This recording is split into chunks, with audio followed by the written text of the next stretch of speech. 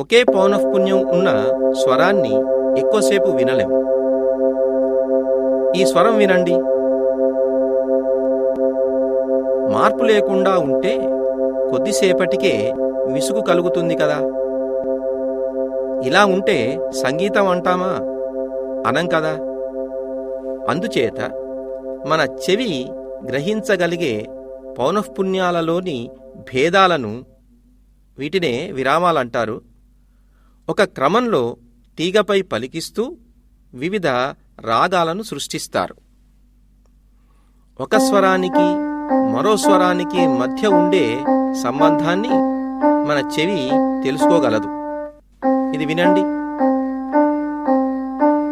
ఇలా ఒకేసారి రెండు స్వరాలను పలికించినా, లేదు ఒక స్వరం తర్వాత ఇంకొక స్వరం పలికించినా ఆ స్వరాలలో తేడాను మన చెవి గ్రహించగలదు కదా. ఇక్కడ స్వరాలలో తేడాలంటే స్వర పౌనఃపున్యాల మధ్య నిష్పత్తి అని అర్థం. రెండు స్వరాల పౌనఃపున్యాల మధ్య నిష్పత్తిని విరామం అంటారు. ఇది వినండి. ఇది మధ్యస్థాయి స అని పిలువబడే స్వరం. దీని పౌనఃపున్యం 256 హెర్ట్జ్ అనుకుందాం. దీన్ని వినండి. ఇది తారస్థాయి స అని పిలువబడే స్వరం.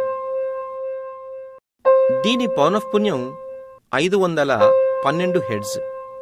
మొదట విన్న మధ్యస్థాయి స పౌనఃపున్యం కంటే తర్వాత విన్న తారస్థాయి స పౌనఃపున్యం 2 రెట్లుంటుంది.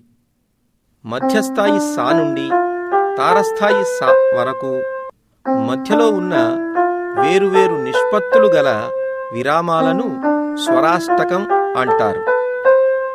ఇప్పుడు ఏం విన్నారు? సరిగమ పదనిసలు వినబడ్డాయా? ఇదే స్వరాష్టకం. స్వరాష్టకంలో సా అనబడే స్వర పౌనఃపున్యానికి 3/2 రెట్లు ఉండే పౌనఃపున్యం గల స్వరాన్ని పంచమం అంటారు. దీన్ని ప అనే అక్షరంతో సూచిస్తాం. స స్వర పౌనఃపున్యం 256 హెర్ట్జ్ అయితే ప స్వర పౌనఃపున్యం 384 హెర్ట్జ్ ఉంటుంది. ఏ పౌనఃపున్యాన్నైనా ఆధార స స్వరంగా తీసుకోవచ్చు. ఆ పౌనఃపున్యానికి 3/2 రెట్లు ఉండే పౌనఃపున్యం ప స్వరం అవుతుంది.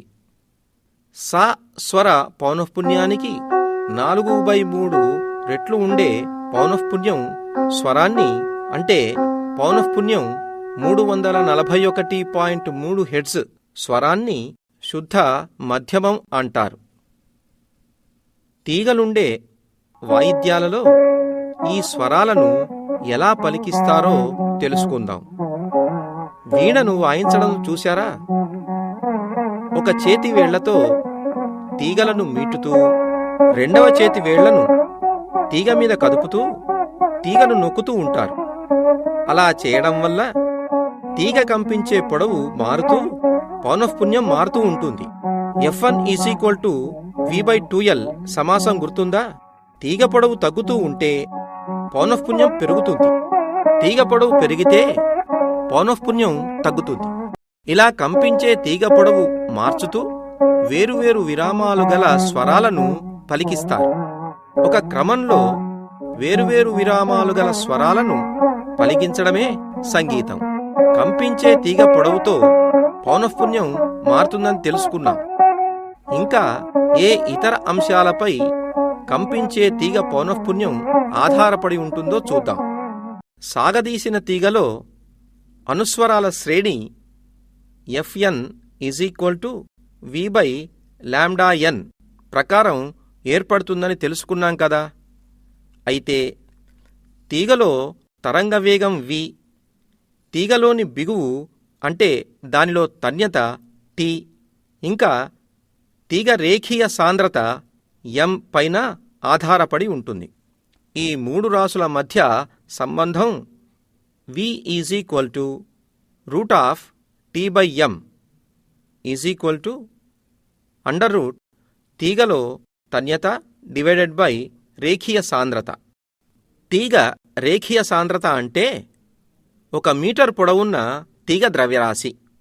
కొంత పొడవున్న తీగను తీసుకొని దాని ద్రవ్యరాశిని ఖచ్చితంగా కొలిచి ఆ ద్రవ్యరాశిని పొడవుతో భాగిస్తే రేఖీయ సాంద్రత తెలుస్తుంది.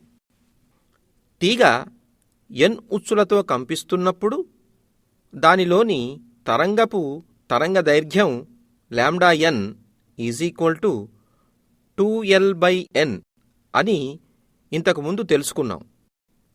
అలాగే అనుస్వరాల శ్రేణి Fn is equal to V/λn అని తెలుసు. కాబట్టి Fn is equal to Nv/2L. V is equal to under root T by m కాబట్టి Fn is equal to N/2L under root T by m అవుతుంది. అంటే N ఉచ్చులుగా కంపించే తీగ పౌనఃపున్యం Fn అన్నమాట. తీగ ఒకే ఒక ఉచ్చుగా కంపిస్తే N ఈజ్ ఈక్వల్ టు 1 అవుతుంది. అప్పుడు F1 is equal to 1/2L root of T by m అవుతుంది కదా. ఈ సమీకరణం ఆధారంగా కంపించే తీగ నియమాలను తెలుసుకోవచ్చు.